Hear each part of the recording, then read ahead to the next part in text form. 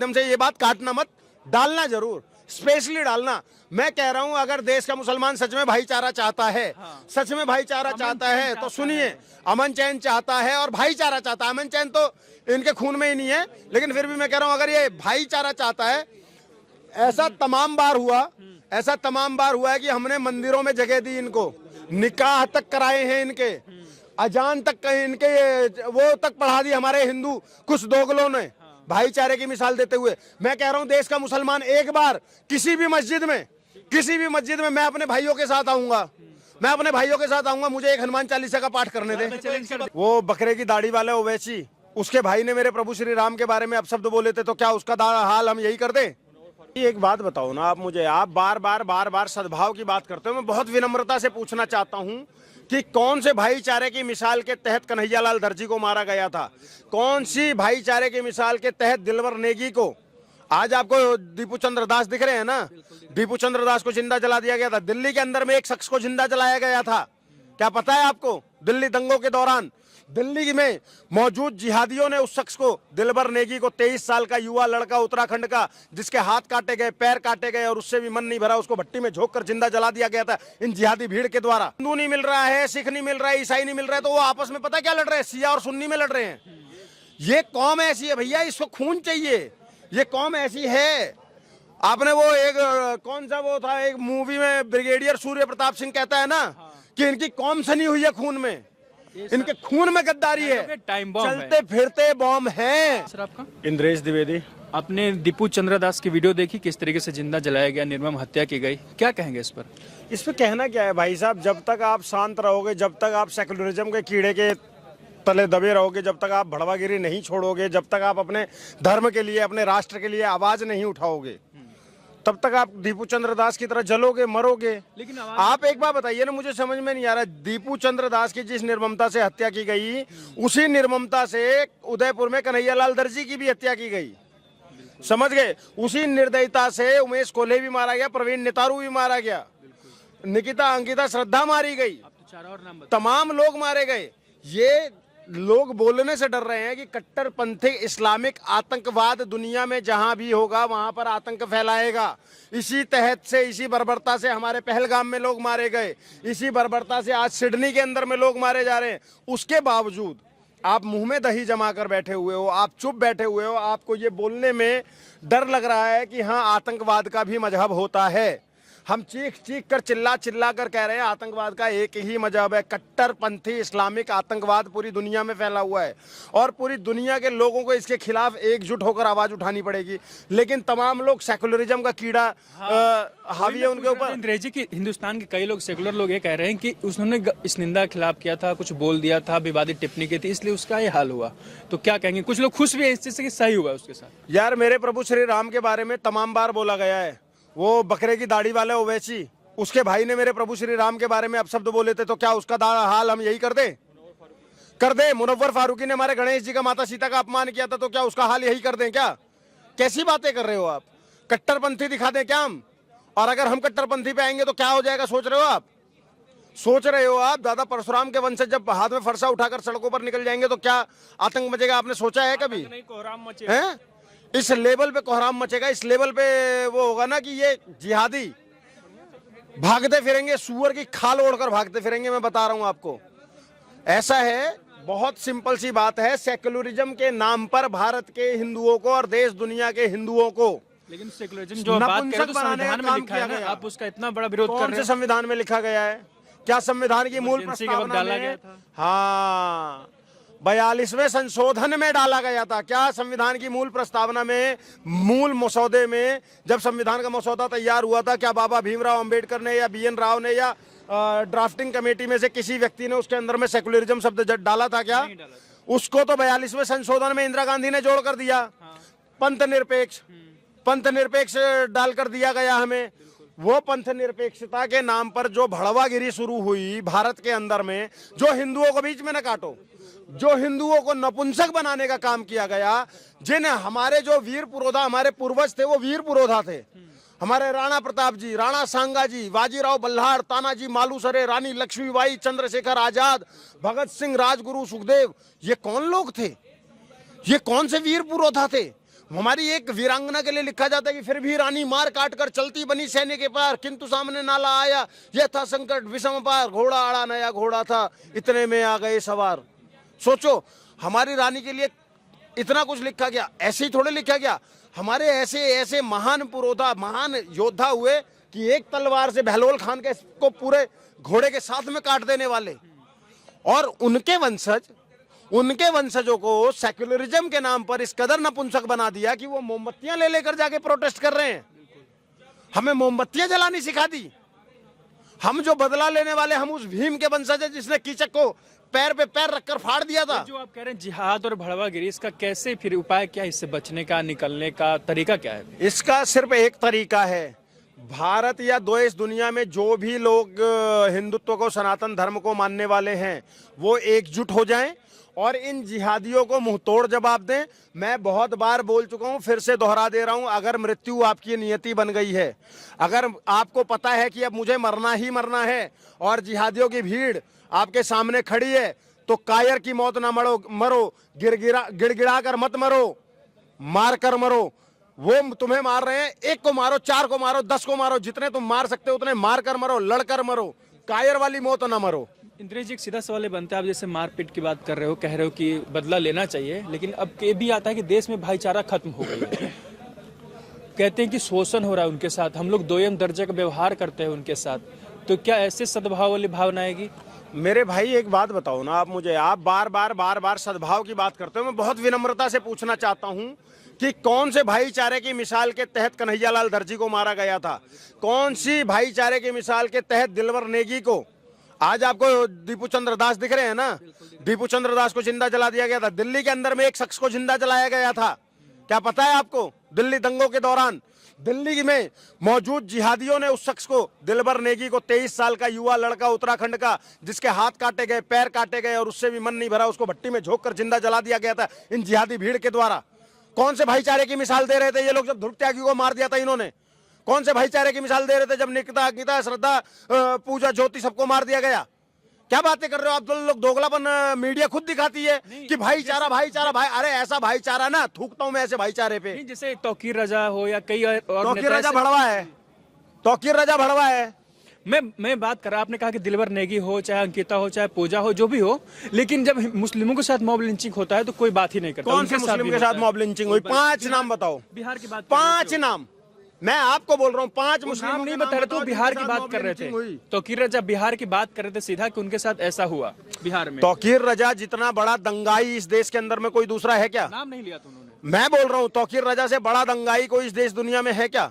सबसे बड़ा दंगाई है, युवाओं के हाथ में पत्थर पकड़ाने का काम करता है, युवाओं को भड़काने का काम करता है, जिहाद का काम करता है, फसाद का काम करता है, लोगों को लड़ाने का काम करता है। तौकीर रजा तो एक नंबर का भड़वा है, भड़वा। तौकीर रजा भड़वा है।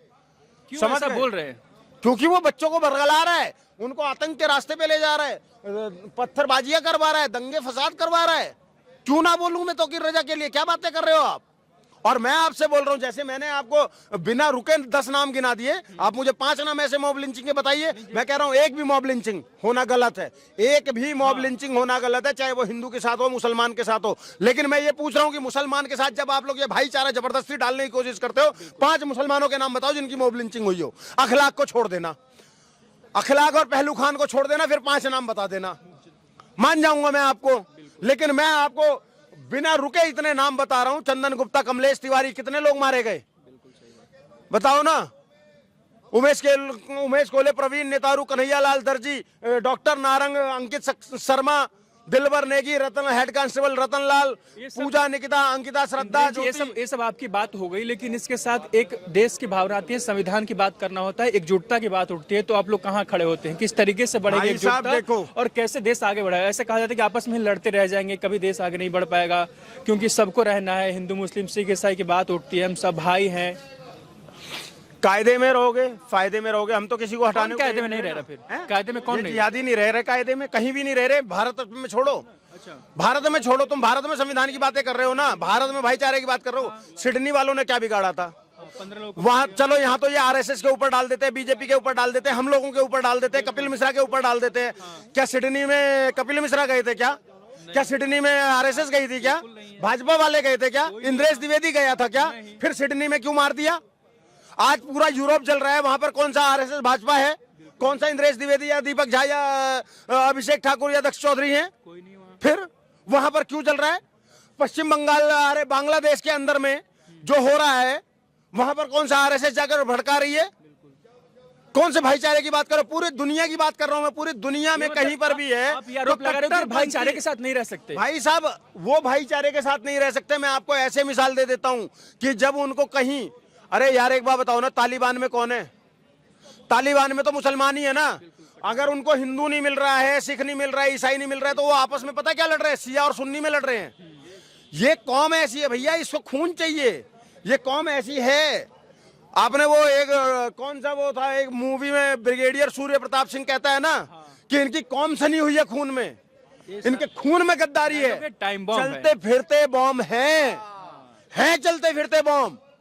क्या बातें कर रहे हो आप? देखते नहीं हो क्या वो 12-12 साल के बच्चे राम मंदिर तोड़ने की बातें करते हैं, बाबरी मस्जिद बनाने की बात कर रहे हैं। तो क्या ये चलते फिरते टाइम बॉम्ब नहीं है? जिन लोगों ने इसको मारा है दीपू चंद्र दास को, उसमें ज्यादातर जैनजीज थे। मतलब सही ठहरा रहे हैं कि मौत नहीं होना चाहिए था उस तरीके से, कुछ भी किया हो। भाई मैं बार बार यही तो बोल रहा हूं कि एक इंसानियत का, मैं कह रहा हूं आप हिंदू, मुसलमान, जैन, बौद्ध, सिख, ईसाई सब भूल जाओ। सबसे ऊपर अगर इंसानियत को भी रखो तो हम जानवर ना मारे कोई। हम कुत्ते को डंडा कोई मार दे तो हम भड़क जाते हैं। तुमने एक इंसान जिंदा जला दिया। साली ऐसी मानवता मर गई तुम्हारी। अरे तुम ज़ॉम्बीज हो, तुम इंसान कहलाने का हक खो चुके हो। तुमसे भाईचारा निभाने वाला, मैं क्लियर शब्दों में बोल रहा हूं, जो अभी इन जिहादियों से भाईचारा निभाने की बात करता है वो भड़वा है, भड़वा है और भड़वा है। सेकुलर हिंदुओं के लिए क्या कहेंगे जो अभी भी कहते हैं कि जब तक मिलकर नहीं बात करेंगे, बैठेंगे नहीं टेबल पे, तब तक देश में एकजुटता भावना नहीं आएगी, सही दिशा में देश आगे नहीं बढ़ेगा? उनके लिए, सेकुलर हिंदुओं के लिए कोट कर रहा हूं मैं उन सेकुलर भड़वों को अभी भी सीरियस नहीं लेते इस चीज को। सेकुलर भड़वे एक्चुअली जो फिर से सुन लीजिए, आप मत करेक्ट कीजिए मुझे। जिसको आपत्ति होगी मेरे पे केस ठोक देना। मैं क्लियर बोलता हूँ, सेकुलरिज्म मतलब भड़वागिरी है। तो जो अपने आप को सेकुलर कहता है, मेरी नजर में वो भड़वा है।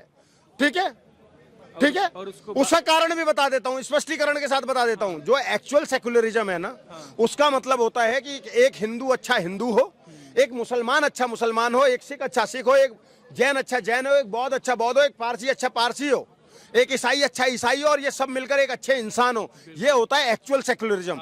लेकिन जिस सेकुलरिज्म को आप लोग हम पे जबरदस्ती थोपने का काम कर रहे हो, जो सेकुलरिज्म आप बार बार बातें कर रहे हो, वो भड़वागिरी है। और उसके तहत जितने भी भड़वे ये कहते हैं कि नहीं नहीं भाईचारा होना चाहिए, सेकुलरिज्म होना चाहिए, मैं उनसे बोलना चाहता हूं, दीपू चंद्र दास के हत्यारों को जाकर ये भाईचारे का पाठ एक बार सिखाओ।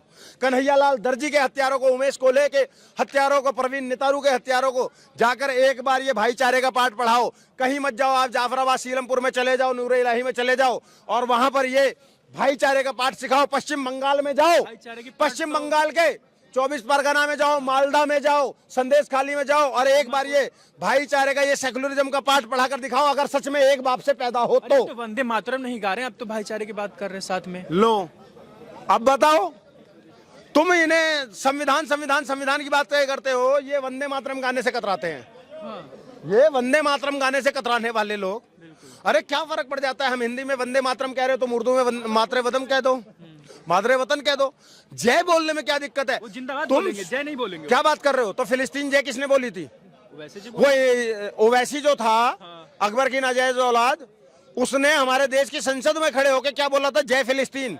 तो जय तो बोला था बिल्कुल। लेकिन फिर ये इमरान प्रतापगढ़ी जैसा दोगला शायर आके कहता हम जय नहीं बोलेंगे, जिंदाबाद बोलेंगे। अबे सुअर, तू वहां पर भी जय बोल रहा है, इनसे बोलो क्या नहीं बोलोगे? तो कहते हैं वंदे मातरम नहीं बोलेंगे। एक बार एक मुसलमान से मेरी ये बहस हुई नारायणा में। मैंने उससे कहा कि क्या नहीं बोलोगे? कहता वंदे मातरम नहीं बोलेंगे। मैंने कहा क्या नहीं बोलेगा? कह रहा वंदे मातरम नहीं बोलेंगे। मैंने कहा क्या नहीं बोलेगा? तीसरी बार मैंने उससे पूछा, कहता वंदे मातरम नहीं बोलेंगे। मैंने कहा अबे गधे, उल्लू के पट्टे, तूने 3 बार वंदे मातरम बोल दिया, लेकिन उसी वंदे मातरम को सम्मान से बोलने में तुम्हारी छाती फटती है। समझ गए? अल्लाह के अलावा किसी को नहीं बोलेंगे। समस्या ये है इनकी, ये वैसे बोलेंगे। ऐसे ही वो इमरान प्रतापगढ़ी कहता है अपनी शायरी में, कहता है हम जय नहीं बोलेंगे, जिंदाबाद बोलेंगे। अबे उल्लू के पट्टे, तुझे शायर किसने बनाया? किसने बनाया शायर? तू फिलॉसफी से पीएचडी कर रहा है, तुझे ये नहीं पता, तू अपनी कविता में ही बोल रहा है जय, और फिर कह रहा है हम जय नहीं बोलेंगे।